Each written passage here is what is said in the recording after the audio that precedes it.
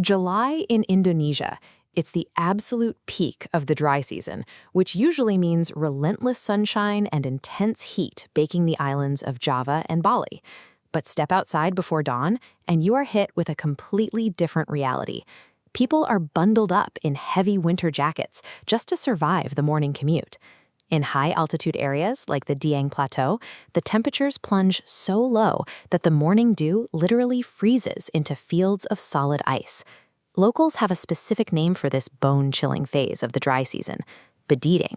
It seems impossible that the hottest, clearest, and driest time of the year near the equator can generate freezing temperatures.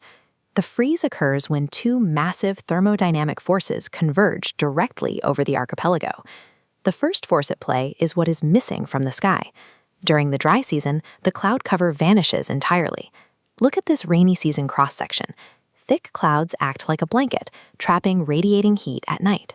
Take that blanket away, and you trigger radiational cooling. Without clouds, the Earth's absorbed heat shoots directly into the vacuum of space. The moment the sun dips below the horizon, the ground loses its thermal energy, causing the surface temperature to drop aggressively.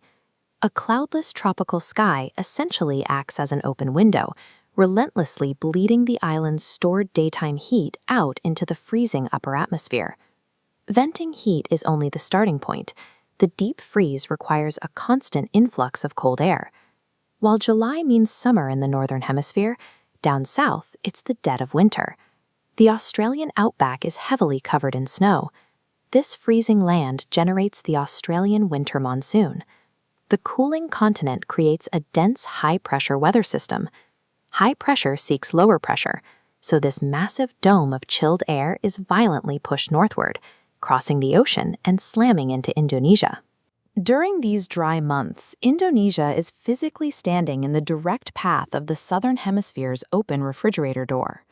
The dieting occurs precisely at the intersection of these two events, the exact moment rapid heat loss to space meets the arrival of freezing Australian air.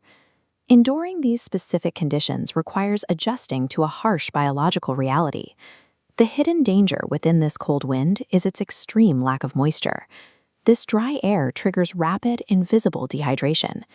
Because the temperature drops, your body stops sweating. But the hyper-arid air aggressively pulls water directly out of your skin, bypassing your notice. Surviving the season requires specific tactics: wearing layered clothing to insulate against the sharp dawn temperature drop, applying thick moisturizers, and aggressively increasing your water intake to replace what the wind steals. Bediding links the frost of the Indonesian highlands to the snows of the Australian outback, connecting local discomfort to a weather system spanning thousands of miles.